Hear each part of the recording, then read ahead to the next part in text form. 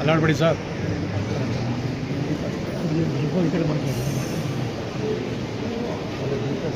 ಅಲ್ಲಾಡ್ಬೇಡಿ.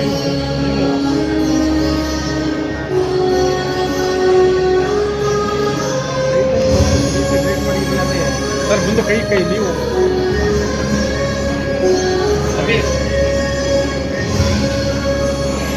ಕಾಣ್ತದೆ ನನಗೆ ಫೋಟೋ ಬೇಕು ಅವರು ಕಾಲೇಜ್ ಕಡೆಯಿಂದ ಮುಂದೆ ಈ ಕಡೆ ಆಯಿತು ಮುಂದೆ ಒಂದು ಕಡೆ ಬಂದಿದ್ದ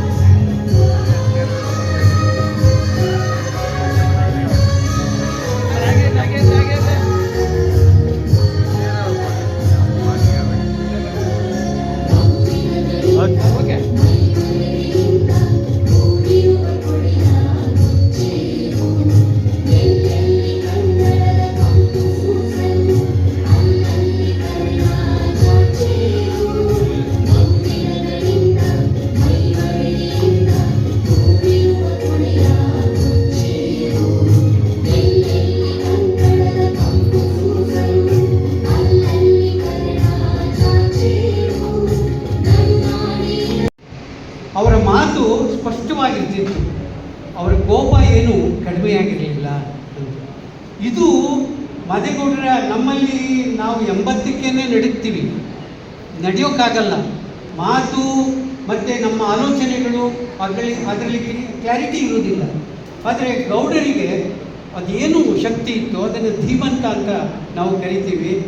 ಅಂತಹ ಜಿ ಮಾದೇಗೌಡರು ಈ ಒಂದು ಗಾಂಧಿ ಭವನವನ್ನು ಕಟ್ಟಿ ಆ ಗಾಂಧಿ ಭವನದಲ್ಲೇ ತಮ್ಮ ಬದುಕಿನ ಕೊನೆಯ ಕ್ಷಣಗಳನ್ನು ಅವರು ತುಂಬ ತೃಪ್ತಿಯಿಂದ ಕಳೆದರು. ನನಗೆ ಈ ಕಾರ್ಯಕ್ರಮ ಆರಂಭದಲ್ಲಿ ಗಾಂಧಿ ಭವನದಲ್ಲಿ ಮಾಡಿದಾಗ ಶ್ರೀ ಮಧುಜಿ ಮಾದೇಗೌಡರ ಬಗ್ಗೆನೇ ಒಂಥರ ಸಾತ್ವಿಕ ಕೋಪ ಬಂದ್ಬಿಡ್ತು. ಇಷ್ಟು ದೊಡ್ಡ ಸಮಾರಂಭವನ್ನು ಇಲ್ಲಿ ಮಾಡ್ತಾ ಇದ್ದಾರಲ್ಲ. ಆದರೆ ಆಮೇಲೆ ನನಗೆ ಅರ್ಥ ಆಯಿತು, ನಮ್ಮಲ್ಲಿ ಪಕ್ಷದಲ್ಲಿ ಆ ಆತ್ಮಗಳಿಗೆ ಅವರಿಗೆ ಪ್ರೀತಿಯಾದದ್ದನ್ನು ನಾವು ಇಡ್ತೀವಿ. ತಿಂಡಿ ಆಗಿರ್ಬೋದು ಅಥವಾ ತೀರ್ಥ ಆಗಿರ್ಬೋದು. ಮಾದೇಗೌಡರಿಗೆ ಅತ್ಯಂತ ಪ್ರೀತಿ ಪಾತ್ರವಾದ ಜಾಗ ಇದೇ ಆಗಿತ್ತು. ಹಾಗಾಗಿ ಈ ಕಾರ್ಯಕ್ರಮ ಇಲ್ಲಿ ಮಾಡೋದು ಈಗ ನನಗೆ ಸೂಕ್ತ ಅಂತ ಹೇಳಿ ಅನ್ನಿಸ್ತಾ ಇದೆ. ಆ ಕಾರಣದಿಂದಲೂ ಈ ಕಾರ್ಯಕ್ರಮ ಗಾಂಧಿ ಭವನದಲ್ಲಿ ನಡೀತಾ ಇರೋದು ಭಾಳ ಅರ್ಥಪೂರ್ಣ, ಔಚಿತ್ಯಪೂರ್ಣವಾದಂಥ ಕಾರ್ಯಕ್ರಮ ಆಗಿದೆ. ಶ್ರೀ ಜಿ ಮಾದೇಗೌಡರಿಗೆ ಭಾಳ ಇಷ್ಟವಾದ ಕ್ಷೇತ್ರಗಳು 1 ಶಿಕ್ಷಣ, 2 ಕೃಷಿ, 3 ಅಧ್ಯಾತ್ಮ, 4 ಆರೋಗ್ಯ, 5 ಗಾಂಧಿ ಚಿಂತನೆಗಳು. ಇವೆಲ್ಲ ನಿಮಗೆ ಗೊತ್ತಿರುವಂಥ ಸಂಗತಿಗಳೇ. ಯಾರಾದರೂ ಹೊಸದಾಗಿ ಬಂದವರಿಗೆ ಮಾತ್ರ ಈ ಮಾಹಿತಿಗಳು. ಶಿಕ್ಷಣಕ್ಕೆ ನಮ್ಮ KM ದೊಡ್ಡಿ, ಕಾಳುಮುದ್ದನ ದೊಡ್ಡಿ ಭಾರತೀ ನಗರ ಆದದ್ದೇ ಅತ್ಯುತ್ತಮವಾದ ಉದಾಹರಣೆ. ಯಾವುದು ಒಂದು ಕಾಲದಲ್ಲಿ ಸ್ಮಶಾನವಾಗಿತ್ತೋ ಅದು ಇವತ್ತು ವಿದ್ಯಾಕೇಂದ್ರವಾಗಿದೆ. ಹನುಮಂತನಗರ, ಭಾರತೀ ನಗರ ಮತ್ತು ಕಿರಿಗಾವಲು ಇವು 3 ಮಾದೇಗೌಡರು ಶಿಕ್ಷಣ ಕ್ಷೇತ್ರದ ಒಳಗಡೆಯಲ್ಲಿ ಕೊಟ್ಟಿರುವಂಥ ಬಹುದೊಡ್ಡ ಕೊಡುಗೆಗಳು. ಅವರಿಗೆ ರೈತ ಮಿತ್ರ, ಹಳ್ಳಿಗಾಡಿನ ರೂವಾರಿ ಅಂತೆಲ್ಲ ಕರೀತಾರೆ. ಯಾಕೆಂದರೆ ರೈತರನ್ನು ಕಂಡರೆ ಹಳ್ಳಿಗಳ ಅಭಿವೃದ್ಧಿಯ ಬಗ್ಗೆ ಅವರಿಗೆ ಬಹಳ ಪ್ರೀತಿ ಇತ್ತು, ಕಾಳಜಿ ಇತ್ತು. ಹಾಗಾಗಿ ಕೃಷಿ ಅವರಿಗೆ ತುಂಬ ಇಷ್ಟವಾದಂಥ ಒಂದು ಕ್ಷೇತ್ರ ಆಗಿತ್ತು. ಹನುಮಂತನಗರ ಇವತ್ತು ಕರ್ನಾಟಕದಾದ್ಯಂತ ಪ್ರಸಿದ್ಧಿಯನ್ನು ಪಡೆದಿರುವಂಥ ಒಂದು ಆಧ್ಯಾತ್ಮ ಮತ್ತು ಪ್ರವಾಸ ಕ್ಷೇತ್ರ. ಆ ಹನುಮಂತನಗರವನ್ನು ಅವರು ನಿರ್ಮಾಣ ಮಾಡಿದ್ರು. ಕರ್ನಾಟಕಕ್ಕೆ, ಬರೀ ಮಂಡ್ಯ ಜಿಲ್ಲೆಗಲ್ಲ, ಕರ್ನಾಟಕಕ್ಕೆ ಬಹುದೊಡ್ಡದಾದಂತಹ ಒಂದು ಆಧ್ಯಾತ್ಮಿಕ ಕೊಡುಗೆಯನ್ನು ಅವರು ನೀಡಿದ್ರು. ನಮ್ಮ ಹಳ್ಳಿಗಾಡಿನ ಜನಗಳಿಗೆ ಒಂದು ಆರೋಗ್ಯ ಸಿಗಬೇಕು, ಉಚಿತವಾಗಿ ಸಿಗೋದಕ್ಕಾಗೋದಿಲ್ಲ, ಆದರೆ ಕಡಿಮೆ ಬೆಲೆಯಲ್ಲಿ ಸಿಗಬೇಕು ಅನ್ನೋ ಕಾರಣಕ್ಕೋಸ್ಕರ ಅವರು ಪ್ರಕೃತಿ ಆರೋಗ್ಯ ಧಾಮವನ್ನು, ಬೇರೆಯವರು ಏನಾದರೂ ದೊಡ್ಡ ಸಾಧನೆ ಮಾಡಿದರೆ ಅದನ್ನು ನಾವು ಮಂಡ್ಯದಲ್ಲಿ ಕೊಡೋಣ ಅಂತ ಹೇಳಿ ಹನುಮಂತನಗರದಲ್ಲಿ ಒಂದು ವಸತಿ ಶಾಲೆ ಮಾಡುವಾಗ ರಾಮಕೃಷ್ಣ ಆಶ್ರಮವನ್ನು ಹೋಗಿ ನೋಡ್ಕೊಂಡು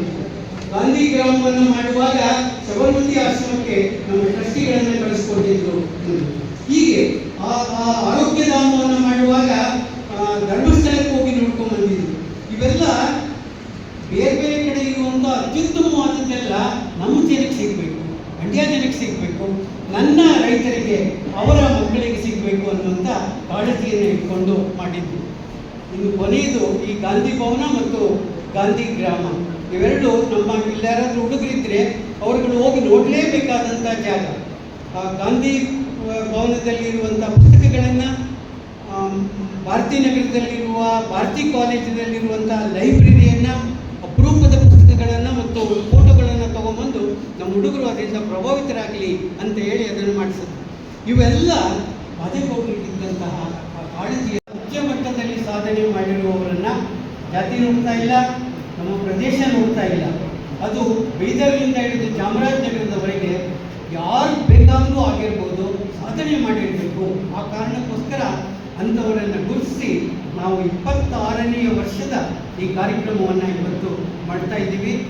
ಯಾರ್ಯಾರಿಗೆ ಇದುವರೆಗೆ ಕೊಟ್ಟಿದ್ದೀವಿ ಅನ್ನೋ ಪಟ್ಟಿಯನ್ನು ನೋಡಿಬಿಟ್ರೇ ನಿಮಗೆ ಈ ಪ್ರಶಸ್ತಿಯ ಮೌಲ್ಯ, ತೂಕ, ಅದರ ಘನತೆ ಅದು ಅರ್ಥ ಆಗುತ್ತೆ ನಮಗೆ. ಇಂತಹ ಡಾಕ್ಟರ್ ಜಿ ಮಾದೇಗೌಡರಿಗೆ ನಮ್ಮ ಸರ್ಕಾರ ಕೂಡ ಗೌರವಿಸಿದೆ. ಸಂಗೊಳ್ಳಿ ರಾಯಣ್ಣ ಪ್ರಶಸ್ತಿ ಕೊಟ್ಟಿದೆ, ಆದಿಚುಂಚನಗಿರಿ ಗೌರವಿಸಿದೆ, ಚುಂಚಶ್ರೀ ಪ್ರಶಸ್ತಿಯನ್ನು ಕೊಟ್ಟಿದೆ. ಅಧ್ಯಕ್ಷತೆಯನ್ನು ವಹಿಸಿಕೊಳ್ಳುವುದಕ್ಕೆ ಆಗಮಿಸಿರುವಂತಹ ನಮ್ಮೆಲ್ಲರ ಪ್ರೀತಿಗೆ ಪಾತ್ರರಾಗಿರುವಂತಹ ಶ್ರೀ ಬಸವರಾಜ ಹೊರಟ್ಟಿಯವರು, ಅವರನ್ನು ನಾನು ಮೊದಲಿಗೆ ಪ್ರೀತಿಯಿಂದ ಸ್ವಾಗತಿಸ್ತಾ ಅವರ ಬಗ್ಗೆ ಕೆಲವು ಮಾತುಗಳನ್ನು ಬರೆಯಬೇಕು. ಮಾದೇಗೌಡರ ಕೆಲವು ಗುಣಗಳನ್ನು ನಾವು ಬಸವರಾಜ ಹೊರಟ್ಟಿಯವರಲ್ಲಿ ಕಾಣ್ತೀವಿ. ಅದರಲ್ಲಿ ಒಂದು ಶಿಕ್ಷಣ ಪ್ರೀತಿ ಬಹಳ ಮುಖ್ಯವಾದದ್ದು. ಎರಡನೆಯದು ಪ್ರಾಮಾಣಿಕತೆ. ತುಂಬ ಕಡಿಮೆ ಆಗ್ತಾ ಇರೋ ಕಾಲಘಟ್ಟದ ಒಳಗಡೆಯಲ್ಲಿ ಇವೆಲ್ಲ ಮೌಲ್ಯಗಳು ಮತ್ತು ಅದನ್ನು ಹೊಂದಿರುವವರು ಮಾದರಿಗಳು. ಮೂರನೆಯದು ತಕ್ಷಣದ ಸ್ಪಂದನೆ. ನಮ್ಮಲ್ಲಿ ರಾಜಕಾರಣಿಗಳು ಆಗಲ್ಲ, ಅವರೊಬ್ಬ ಸ್ಕೂಲ್ ವೇಸ್ಟ್ ಆಗಿರ್ಬೋದು, ಒಬ್ಬ ಕಾಲೇಜಿನ ಪ್ರೊಫೆಸರ್ ಆಗಿರ್ಬೋದು, ಅಥವಾ ಸಾಮಾನ್ಯ ವ್ಯಕ್ತಿ ಆಗಿರ್ಬೋದು, ತನ್ನ ಕಷ್ಟವನ್ನು ಹೇಳಿಕೊಂಡು ತನ್ನ ಬಳಿಗೆ ಬಂದರೆ ಅದಕ್ಕೆ ಸ್ಪಂದಿಸುವ ಗುಣ ಇದೆಯಲ್ಲ, ಅದು ಬಹುದೊಡ್ಡ ಗುಣ. ಮತ್ತೆ ದಕ್ಷತೆ. ಇನ್ನೊಂದು ಬಹಳ ಮುಖ್ಯವಾದದ್ದು ಏನಂದರೆ, ಮಾದೇಗೌಡರ ಹೆಸರಿನಲ್ಲೂ ಕಳಂಕ ಇರಲಿಲ್ಲ. ಇವರ ಈ 50 ವರ್ಷದ ರಾಜಕೀಯದಲ್ಲೂ ಕೂಡ ಕಳಂಕರಹಿತವಾದದ್ದು. ಆ ಕಾರಣಕ್ಕೆ ಈ ಸ್ಥಾನಕ್ಕೆ ಅತ್ಯಂತ ಅರ್ಹರಾದಂತಹ ಮಾದೇಗೌಡರ ಮೌಲ್ಯಗಳಿಗೆ ಪ್ರೀತಿಪಾತ್ರರಾದಂತಹ ಬಸವರಾಜ ಹೊರಟ್ಟಿಯವರು ಇವತ್ತು ನಮ್ಮ ಜೊತೆಗೆ ಇಲ್ಲಿರೋದು ಬಹಳ ಸಂತೋಷ. 80ರಿಂದ ಹಿಡಿದು ನಿರಂತರವಾಗಿ ಗೌಡರ ಗುಣಗಳೇ ಸೋಲಿಲ್ಲದ ಸರ್ದಾರ ಅಂತೇಳಿ ನಾವು ಹೇಗೆ ಕರೀತಾ ಇದ್ವೋ ಹಾಗೆ ಆ ಗುಣವೂ ಕೂಡ ಹೊರಟ್ಟಿಯವರಲ್ಲಿ ಇದೆ. ಅದರ ಜೊತೆಯಲ್ಲಿ ಅವರು ಗ್ರಾಮೀಣಾಭಿವೃದ್ಧಿ ಮತ್ತು ಪ್ರಾಥಮಿಕ ಪ್ರೌಢ ಶಿಕ್ಷಣ ಸಚಿವರಾಗಿಯೂ ಕೂಡ ಅತ್ಯುತ್ತಮವಾದಂಥ ಸೇವೆಯನ್ನು ಸಲ್ಲಿಸಿದ್ದಾರೆ. ಇಂತಹ ಶ್ರೇಷ್ಠ ವ್ಯಕ್ತಿಗಳು, ಅತ್ಯುತ್ತಮ ರಾಜಕಾರಣಿಗಳು, ಮುತ್ಸದ್ದಿ ಅಂತ ಕರೆದರೆ ಅದು ಖಂಡಿತ ತಪ್ಪಲ್ಲ. ಇವತ್ತು ಸಮಾರಂಭದ ಅಧ್ಯಕ್ಷತೆಯನ್ನು ವಹಿಸಿ ನಮ್ಮ ಜೊತೆಯಲ್ಲಿ ಇರುವುದು ಬಹಳ ಸಂತೋಷದ ಸಂಗತಿ. ಮುಂದೆ ಹೋಗ್ಬೇಡಿ.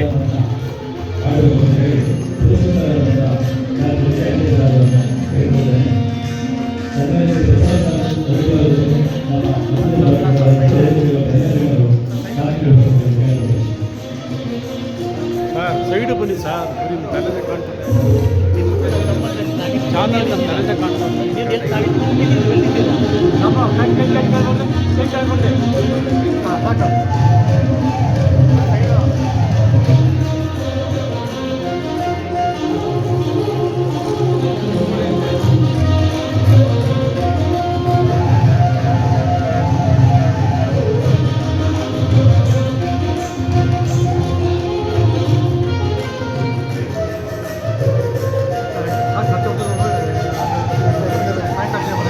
ಮುಂದೆ ಹೊರಡೋ ಕಡೆ ಅವರು ಸ್ಟ್ಯಾಂಡ್ ಟೇಬಲ್ ಅಣ್ಣ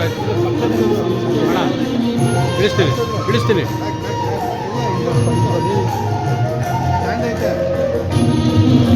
ಇಲ್ಲಿ ಹುಡುಗಿ ಕೈ ಎತ್ತಾರೆ.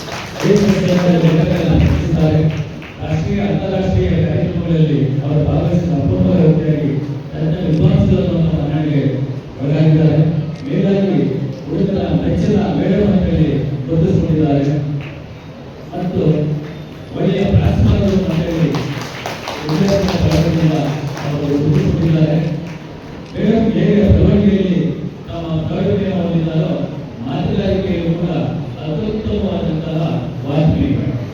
ಸಭಾಪತಿಗಳಾದಂತಹ ಶ್ರೀಯುತ ಬಸವರಾಜ ಹೊರಟ್ಟಿ ಸರ್ ಅವರೇ, ಇದೀಗ ತಾನೇ ತಮ್ಮೆಲ್ಲರ ಮುಂದೆ ತಮ್ಮ ಕಾರ್ಯ ಸಾಧನೆಗಳ ಮುಖಾಂತರ ಜಿ ಮಾದೇಗೌಡ ಅವರ ಪ್ರಶಸ್ತಿಗಳನ್ನು ಸ್ವೀಕರಿಸಿದಂತಹ ಶರಣಪ್ಪ ಸಲಾದಪುರ ಗಾಂಧೀಜಿಯವರ ತತ್ವಗಳನ್ನು ನಾಡಿಗೆ ಅಳವಡಿಸಿಕೊಳ್ಳೋದಕ್ಕೆ ಶ್ರಮಿಸ್ತಾ ಇರುವಂಥವರು ಮದ್ಯಪಾನ ಮಂಡಳಿಯ ಸಂಯಮ ವಿಭಾಗದ ಅಧ್ಯಕ್ಷತೆಯನ್ನು ವಹಿಸಿರುವಂಥವರು ಜಿ ಮಾದೇಗೌಡ ಅವರು ಗ್ರಾಮ ಗಾಂಧಿ ಅಂತ ಹೆಸರು ತೆಗೆದುಕೊಂಡಿದ್ದಂಥವರು. ಅವರ ವ್ಯಕ್ತಿತ್ವವನ್ನು ಅಳವಡಿಸಿಕೊಂಡಿರುವಂತಹ ಶರಣಪ್ಪ ಅವರಿಗೆ ಜಿ ಮಾದೇಗೌಡ ಅವರ ಹೆಸರಿನಲ್ಲಿ ಪ್ರಶಸ್ತಿ ನೀಡಿರುವಂಥದ್ದು ಅವರು ಇವತ್ತು ವೇದಿಕೆ ಮೇಲೆ ಇರುವಂತಹ ಅವರು.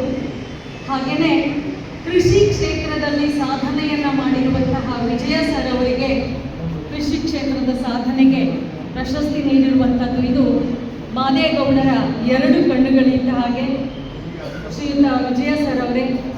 ಇನ್ನು ಮಾದೇಗೌಡರ ಕನಸುಗಳನ್ನು ಸಾಕಾರಗೊಳಿಸಿರೋದನ್ನು ಮತ್ತು ಕನಸು ಬೇಗ ಕಾಣ್ತಾ ಇದ್ದದನ್ನು ಸಾಕಾರಗೊಳಿಸ್ತಾ ಮುಂದಿನ ತಲೆಮಾರಿಗೆ ಕೊಂಡೊಯ್ತಾ ಇರುವಂತಹ ಶ್ರೀಯುತ ಮಧುಜಿ ಮಾದೇಗೌಡ ಸರ್ ಅವರೇ. ಮುಂಭಾಗದಲ್ಲಿ ಕುಳಿತಿರುವಂತಹ ಗುರುಗಳಾದ ಶ್ರೀಯುತ professor G B Shivaraju sir ಅವರೇ, ಹಲವಾರು ಗಣ್ಯಮಾನ್ಯರೇ, ಮಾದೇಗೌಡ ಸರ್ ಅವರ ಅಭಿಮಾನಿ ಬಳಗದವರೇ, ಮಾದೇಗೌಡ ಸರ್ ಅವರ ಕನಸಿನ ಶಿಕ್ಷಣ ಕ್ಷೇತ್ರದಲ್ಲಿ ಸೇವೆ ಸಲ್ಲಿಸ್ತಾ ಇರುವಂತಹ ಎಲ್ಲ ಹಿರಿಯ ಪ್ರಾಧ್ಯಾಪಕ ಬಂಧುಗಳೇ ಮತ್ತು ಬೋಧಕೇತರ ವರ್ಗದವರೇ, ಅಭಿಮಾನಿ ಬಳಗದವರೇ, ತಮ್ಮೆಲ್ಲರಿಗೂ ನನ್ನ ನಮಸ್ಕಾರಗಳು. ಈಗಾಗಲೇ ಭಾರತೀಯ ಎಜುಕೇಷನ್ ಟ್ರಸ್ಟ್ನ ಕಾರ್ಯದರ್ಶಿಗಳು ನಂಜೇಗೌಡರು ಜಿ ಮಾದೇಗೌಡ ಸರ್ ಅವರ ಬಗ್ಗೆ ಒಂದು ಪಕ್ಷಿ ನೋಟವನ್ನು ಅವರ ಸ್ವಾಗತ ಮತ್ತು ಪ್ರಾಸ್ತಾವಿಕ ಮಾತುಗಳಲ್ಲಿ ಆಡಿದ್ದಾರೆ. ಬಹುಶಃ ಅವರ ಬಗ್ಗೆ ಒಂದು 20 ನಿಮಿಷ ನನಗೆ ಮಾತಾಡ್ಲಿಕ್ಕೆ ಹೇಳಿದ್ದಾರೆ. 20 ನಿಮಿಷದಲ್ಲಿ ಅವರ ಸಂಪೂರ್ಣ ಚಿತ್ರಣವನ್ನು, ಅವರ 28 ವರ್ಷಗಳ ರಾಜಕೀಯ ಜೀವನವನ್ನು, ಅಥವಾ ಇಲ್ಲಿ ಏನು ಅವರು ಸೇವಾ ಒಂದು ನೆಲವನ್ನಾಗಿ ಮಾಡಿಕೊಂಡಿದ್ರು, ಇಲ್ಲಿ ಮಾಡಿರುವಂತಹ ಸೇವೆಯನ್ನು ನಾವು ಸಂಪೂರ್ಣವಾಗಿ ಹೇಳೋದಕ್ಕೆ ಸಾಧ್ಯ ಇಲ್ಲ. ಮುಂದಿನ 2 ವರ್ಷಗಳು ಕಳೀತಾ ಇದ್ದ ಹಾಗೆ ಇವತ್ತು ಮಾದೇಗೌಡ ಸರ್ ಅವರ 98ನೇ ವರ್ಷದ ಜನ್ಮ ದಿನಾಚರಣೆ. ಮೊದಲಿಗೆ ಜನ್ಮ ದಿನಾಚರಣೆಯ ಶುಭಾಶಯಗಳನ್ನು ಮಾದೇಗೌಡ ಸರ್ ಅವರಿಗೆ ಮತ್ತು ಇಲ್ಲಿ ನೆರೆದಿರುವ ಎಲ್ಲರಿಗೆ ತಲುಪಿಸ್ತೀನಿ. ಅವರು ಖಂಡಿತ ದೇಹ ಮಾತ್ರ ಇಲ್ಲ, ಆದರೆ ಅವರ ಎಲ್ಲ ಕೆಲಸ ಕಾರ್ಯಗಳಲ್ಲಿ ಈ ನೆಲದ ಮಣ್ಣಿನಲ್ಲಿ ಅವರು ಬೆರೆತು ಹೋಗಿದ್ದಾರೆ. ಅವರು ಅಮರರು. ಯಾಕಂದರೆ ಅವರ ಕಾರ್ಯಕ್ಷೇತ್ರಗಳು, ಕೆಲಸಗಳು ಆ ಮಟ್ಟಕ್ಕೆ ಶಾಶ್ವತವಾಗಿವೆ. ಅಷ್ಟು ಮಾತ್ರ ಅಲ್ಲ, ಪ್ರಪಂಚದಾದ್ಯಂತ ಅವರ ಸೇವಾ ಸೌಲಭ್ಯವನ್ನು ಪಡ್ಕೊಂಡಂತಹ ವಿದ್ಯಾರ್ಥಿ ಸಮುದಾಯ ಹಲವಾರು ಕ್ಷೇತ್ರ, ಇಡೀ ಮಂಡ್ಯ ಜನಗಳ ಒಂದು ಸಮುದಾಯಕ್ಕೆ, ವಿಶೇಷವಾಗಿ KM ದೊಡ್ಡಿಗೆ, ಮಳವಳ್ಳಿಗೆ, ಕಿರುಗಾವಲಿಗೆ ಏನು 6 ಬಾರಿ ಶಾಸಕರಾಗಿದ್ರು, ಆ ಸಂದರ್ಭದಲ್ಲಿ ಅವರಿಗೆ ಬೇಕಾದಂತಹ ನಿಜವಾದ ನವರತ್ನಗಳನ್ನ, ಮುತ್ತು ರತ್ನಗಳನ್ನ ಕೊಟ್ಟು ಹೋಗಿದ್ದಾರೆ. ಆ ಮುತ್ತು ರತ್ನ ನವರತ್ನಗಳನ್ನ ಅವರು ಕೊಟ್ಟಿರೋದ್ರಿಂದ, ಅವರು ಧಾರೆ ಎರೆದಿರೋದ್ರಿಂದ ಮುಂದಿನ ತಲೆಮಾರುಗಳು ಕೂಡ ಈ ಗ್ರಾಮೀಣ ಪ್ರದೇಶದಲ್ಲಿ ಅವರ ಸೇವೆಯಿಂದ, ಅವರ ಹೋರಾಟದಿಂದ, ಅವರ ಯೋಚನೆಗಳಿಂದ ಅವರ ಮಕ್ಕಳು, ಮೊಮ್ಮಕ್ಕಳು, ಮುಂದಿನ ತಲೆಮಾರುಗಳು ಕೂಡ ವಿದ್ಯಾವಂತರಾಗಿ, ವಿಚಾರವಂತರಾಗಿ, ಉದ್ಯೋಗಸ್ಥರಾಗಿ ಒಂದು ಒಳ್ಳೆಯ ಜೀವನವನ್ನ ಕಟ್ಕೊಳ್ಳೋದಕ್ಕೆ ಅವರು ಒಂದು ನೆಲೆಯನ್ನ ಕಟ್ಕೊಟ್ಟು ಹೋಗಿದ್ದಾರೆ ಅನ್ನುವಂಥದ್ದು. ಇದು ಸುಮಾರು ತಮ್ಮ ಇಳಿ ವಯಸ್ಸಿನಲ್ಲೂ ಕೂಡ ನೀರಿಗಾಗಿ ಹೋರಾಟವನ್ನ ಮಾಡಿ, ಮಂಡ್ಯ ಜನಗಳ ಬೆನ್ನಿಗೆ ನಿಂತು ಉಪವಾಸಗಳನ್ನ ಮಾಡೋದ್ರ ಮುಖಾಂತರ ಅವರು ರೈತಪರ ಸಂಘಟನೆಗಳಲ್ಲಿ ಸೇರ್ಕೊಂಡು, ಯಾವಾಗ ಮಂಡ್ಯ ಜನತೆಗೆ ಅನ್ಯಾಯ ಆಗತ್ತೆ, ಎಲ್ಲಿ ಕಾವೇರಿಯ ನೀರಿಗೆ ಯಾವಾಗ ಹೆಚ್ಚು ಬೇರೆ ಕಡೆಗೆ ಹೋಗುತ್ತೆ, ಇಲ್ಲಿಯ ಜನಗಳಿಗೆ ಸಿಗೋದಿಲ್ಲ, ಅಂಥ ಸಂದರ್ಭದಲ್ಲಿ ಅವರು ಅಧಿಕಾರಕ್ಕೂ ಕೂಡ ಆಸೆ ಪಡದೇನೆ, ಯಾರೋ ನನ್ನ ಬಗ್ಗೆ ಏನೋ ಅನ್ಕೊಳ್ತಾರೆ ಅಂತ ಕೂಡ ಯೋಚನೆ ಮಾಡದೇನೆ, ಜೈಲಲ್ಲಿ ಕೂಡ ಹೋಗೋದಕ್ಕೆ ಹಿಂಜರಿಯದೇನೆ, ಕೆಲವರು ಹೇಳ್ತಾರೆ ಸರ್ ನಿಮ್ಗೆ ವಯಸ್ಸಾಗಿದೆ, ನೀವು ಯಾಕೆ ಜೈಲು ವಾಸ ಅನುಭವಿಸ್ತೀರಿ? ಹೋರಾಟದಲ್ಲಿ ಎಲ್ಲರನ್ನು ಜೈಲಿಗೆ ಹಾಕಿದಾಗ ಕಾವೇರಿ ಹೋರಾಟದಲ್ಲಿ ಜೈಲು ವಾಸ ಅನುಭವಿಸುವಾದೇ ಮಾಡ್ತೀವಿ, ನೀವು ಬಂದ್ಬಿಡಿ ಅಂತ. ಆಗ ಮಾದೇಗೌಡರು ಹೇಳ್ತಾರೆ ನಾನು ಬರೋದಿಲ್ಲ, ನನ್ನ ವಯಸ್ಸಾಗಿದ್ರು ಪರವಾಗಿಲ್ಲ, ನನಗೇನಾದ್ರೂ ಪರವಾಗಿಲ್ಲ, ನನ್ನ ಸೇವಕರಿಗೆ ಬೇರೆ ಬೇರೆ ಧಾರ್ಮಿಕ ಪ್ರಭಾವಿಗಳಿಗೆ ಮಾದರಿಯಾಗಿ ನಿಂತಿರುವಂತಹ ಈ ನೆಲಮೂಲ ಸಂಸ್ಕೃತಿಯ ಒಬ್ಬ ಶ್ರೇಷ್ಠ ನೇತಾರ, ಗಾಂಧೀಜಿಯವರ ತತ್ವ ಗುಣಗಳನ್ನು ಸ್ವತಃ ಅಳವಡಿಸಿಕೊಂಡಿದ್ದಂತಹ ಮಾದೇಗೌಡರು ಶಿಕ್ಷಣ ಕ್ಷೇತ್ರದಲ್ಲಿ ಸ್ವತಃ ಶಿಕ್ಷಣ ತಜ್ಞರಾಗಿ ಗ್ರಾಮೀಣ ಪ್ರದೇಶದಲ್ಲಿ ಶಾಲಾ ಕಾಲೇಜುಗಳನ್ನ ಪ್ರಾರಂಭ ಮಾಡಿ ಖಾಸಗಿಯವರು ನಡೆಸೋದು ಅಷ್ಟು ಸುಲಭವಲ್ಲ. ನಗರ ಪ್ರದೇಶಗಳಲ್ಲಿ ಬೇಕಾದಷ್ಟು ಸಂಬಳಗಳು ಬರ್ತಾ ಇರ್ತವೆ, ದುಡಿಮೆಗೆ ಹಲವಾರು ಅವಕಾಶಗಳಿರ್ತವೆ, ಪೇರೆಂಟ್ಸ್ ಎಷ್ಟು ಫೀಸ್ ಕೇಳ್ತಾರೋ ಎಷ್ಟು ಡೊನೇಷನ್ ಕೇಳ್ತಾರೋ ಕಂಡುಬಿಡ್ತಾರೆ. ಆದರೆ ಗ್ರಾಮೀಣ ಪ್ರದೇಶದ ಜನರಿಗೆ ಆದಾಯ ಕಡಿಮೆ ಅಭೂತಪೂರ್ವ ಕಾಯಕವನ್ನು ಮಾಡಿದ್ದಾರೆ. ಜನಸಮುದಾಯದ ಅಭಿವೃದ್ಧಿಗೆ ಪಡೆದಟ್ಟು ಚಿರಸ್ಥಾಯಿಯಾಗಿದೆ. ಅವರ ಸ್ಮರಣಾರ್ಥ ನಾವೆಂದು ಗೌರವಿಸಪಡ್ತಾ ಇರೋದು ಸ್ಮರಣೀಯ ಸಂಗತಿಯಾಗಿದೆ. ಈ ಸಂದರ್ಭದಲ್ಲಿ ಅವರ ಕುಟುಂಬದವರಿಗೆ, ಅವರ ವಿವಿಧ ಸಂಘ ಸಂಸ್ಥೆಗಳ ಸಿಬ್ಬಂದಿ ಹಾಗೆ ಅವರ ಬಳಗಕ್ಕೆ ನಾನಿಂದು ತಲೆಬಾಗಿ ನಮಸ್ಕಾರಗಳನ್ನು ತಿಳಿಸ್ತೀನಿ. ಬಂಧುಗಳೇ, ಈ ವರ್ಷ ಹೀಗೆ 1.5 ತಿಂಗಳಿಂದ ಭೂಮಿ ಉಪವಾಸದಲ್ಲಿದೆ. ಭೂಮಿಯು ಸೃಷ್ಟಿಯಾದಾಗಿಂದ ಹಾಗಾಗಿ ಈ ಪ್ರಕ್ರಿಯೆ ಕಾಣ್ತಾ ಇದೆ. ಸದಾ ಸಮೃದ್ಧಿ ಒಳಿತಲ್ಲ ಅನ್ನೋದನ್ನು ಈ ಭೂಮಿ ಈ ಮೂಲಕ ತಿಳಿಸ್ತಾ ಇದೆ. ನಾವೆಲ್ಲರೂ ಪರಿಸರದಿಂದ ಸಾಕಷ್ಟು ಪಾಠಗಳನ್ನು ಕಲಿತಿದ್ರೂ ಕಾಲಕ್ರಮೇಣ ಮರಿತೀವಿ, ಕಷ್ಟಗಳು ಬಂದಾಗ ಎಚ್ಚೆತ್ತುಕೊಳ್ತೀವಿ. ಇಂದಿನ ಆಧುನಿಕ ಬದುಕಿನಲ್ಲಿ ಈ ಭೂಮಿಗೆ ಕೆಡುಕುಗಳು ಎಲ್ಲೆಡೆ ಕಾಣ್ತದವೆ. ಅವುಗಳಿಂದ ಪರಿಣಾಮಗಳನ್ನು ನಾವು ಅನುಭವಿಸ್ತೀವಿ. ಮಣ್ಣೇ ಜೀವ, ಮಣ್ಣೇ ದೈವ ಎಂಬುದನ್ನು ನಾವು ಸದಾ ನೆನಪಿನಲ್ಲಿ ಇಟ್ಟುಕೊಂಡು ನಾವು ಕೆಡದಂತೆ ಜೀವಿಸಬೇಕು. ಜೀವನವಿಡೀ ನಾವೆಲ್ಲ ಪರಿಸರ ಪ್ರಿಯ ತತ್ವಗಳನ್ನು ಅನುಸರಿಸಬೇಕಾಗಿದೆ. ರಾಸಾಯನಿಕಗಳ ಬಳಕೆಗೆ ಕಡಿವಾಣ ಹಾಕಿಕೊಂಡು ಕೃಷಿ ಮಾಡಬೇಕಿದೆ. ಮಣ್ಣಿನ ಫಲವತ್ತತೆಯ ಸಂಗತಿಗಳನ್ನು ಮರೆಯಲೇಬಾರದು. ಕೃಷಿಯಲ್ಲಿ ಉಪಕಾರಿ ಕೆಲಸಗಳನ್ನು ಮಾಡುವ ನೂರಾರು ಜೀವಿಗಳ ಉಳಿವಿಗೂ ಗಮನ ಹರಿಸಲೇಬೇಕು. ಕಮ್ಮಿ ನೀರು, ಕಡಿಮೆ ಕಾಳಜಿ ಕೇಳುವ ಬೆಳೆಗಳನ್ನು ಸಾಗುವಳಿ ಮಾಡಲೇಬೇಕು. ಆರೋಗ್ಯ ರಕ್ಷಿಸುವ ಪೈರುಗಳ ಕೃಷಿಯನ್ನು ಬಿಡಬಾರದು. ಪ್ರತಿಯೊಬ್ಬರು ಕೃಷಿ ಕೆಲಸಗಳಲ್ಲಿ ಭಾಗಿಯಾಗಬೇಕು. ಕಾಯಕದಿಂದ ಗಜಾಂಗರಾಗಬೇಕು, ಆರೋಗ್ಯವಂತರಾಗಬೇಕು. ಈ ಹಿನ್ನೆಲೆಯಲ್ಲಿ ಹಾಸನ ಜಿಲ್ಲೆಯಲ್ಲಿ 96ರಿಂದಲೂ ನಾವು ವಿಚಾರಗಳನ್ನು ಅರಿವು ಮೂಡಿಸ್ತಾ ಸಾಗಿವೆ. ಆಧುನಿಕತೆಯ ಸೋಂಕಿನಲ್ಲಿ ಹಾಳಾದವರೇ ಹೆಚ್ಚು. ಆರೋಗ್ಯ ಹಲವರಿಗೆ ಕೈಕೊಟ್ಟಿದೆ. ಸುಖದ ಬದುಕಿಗೆ ಅತಿಯಾದ ಆಧುನಿಕತೆಯು ಒಡೆತದ. ಹಳ್ಳಿಗಳನ್ನು ಬಿಟ್ಟು ಕೃಷಿ ತೊರೆದು ಪೇಟೆ ಸೇರಿರುವ ಜನರೇ ಇಂದು ಹೆಚ್ಚು ಕಾಣುತ್ತಿರುವಾಗ ಕೆಲವರಿಗೆ ಈ ಓಟ ಬೇಡವೆನಿಸಿದೆ. ಹಳ್ಳಿಗಳತ್ತ, ಕೃಷಿಯತ್ತ ಬರುವ ಯುವಕರನ್ನು ನಾವಿವತ್ತು ಕಾಣ್ತದೆ. ಅತಿ ಓದು, ಅತಿ ದುಡ್ಡು ಬೇಡ ಅಂದ್ಕೊಂಡು ಮಣ್ಣಿನ ಕಾಯಕಕ್ಕೆ ಮರಳುವ ಜನರು ಇವತ್ತು ಕಾಣಿಸುತ್ತಾರೆ. ಜಾಣತನವನ್ನು ಬಳಸಿ 10-20 ಜನರು ಮಾಡಲು ಆಗದಿದ್ದನ್ನು ಒಬ್ಬಿಬ್ಬರು ಮಾಡಿದರೆ ಹೋಗಿ ವಿದ್ಯೆಗಳಲ್ಲಿ ಇದೇ ಬೇಕು ಎಂಬುದನ್ನು ಇಂಥವರಿಗೆ ನಾವು ಗಮನಿಸಿದಾಗ ನೆನಪಾಗ್ತಾ ಇದೆ.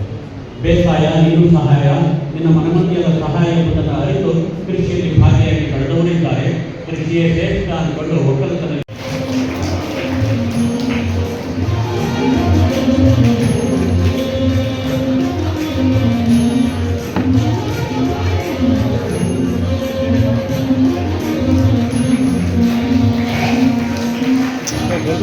ಕೈ ಈ ಕಡೆ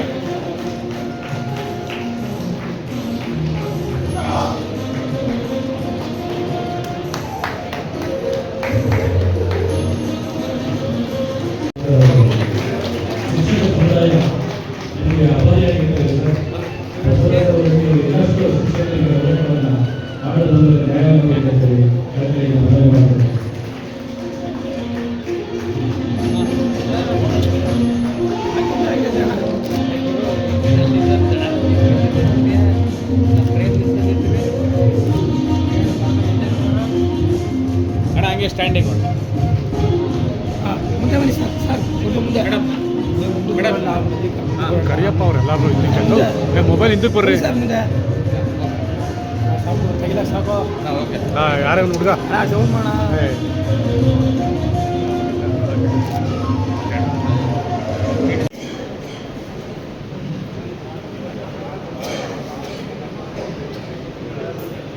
ಕಾರ್ಯಕ್ರಮದಲ್ಲಿ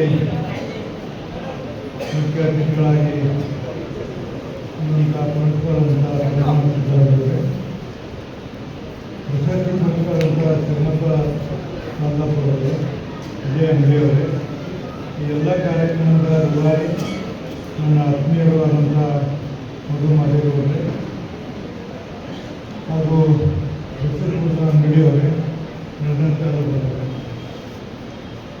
ಕಾರ್ಯಕ್ರಮದಲ್ಲಿ ಕೂತ್ಕೊಂಡಾಗ ಒಬ್ಬೊಬ್ಬರನ್ನು ತಿಂತಿರ್ತೀವಿ. ಕಾರ್ಯಕ್ರಮ ಭಾಷಣ ಕೇಳಬೇಕು, ಮನೆಗೆ ಕಾಲು ಬಿಟ್ಟಿದ್ರೆ ಮಕ್ಕಳು ಬರ್ತಾರೆ, ಬೇರೆ ಬೇರೆ ಬರ್ತಾರೆ ಅಂತ ತಿಂತಿರ್ತೀವಿ. ಇಂಥದ್ರಲ್ಲಿ ಸಹಿತ ಎಲ್ಲರೂ ಇವತ್ತು ಈ ಕಾರ್ಯಕ್ರಮ ವೀಕ್ಷಣೆ ಮಾಡುವಾಗ ಒಬ್ಬರು ನಿಮ್ಮ ಕಣ್ಣು ರೆಪ್ಪೆಯನ್ನು ಪ್ರೇಮಿಸದೆ ಎಲ್ಲ ಮಾತನ್ನು ಕೇಳಿದೆ.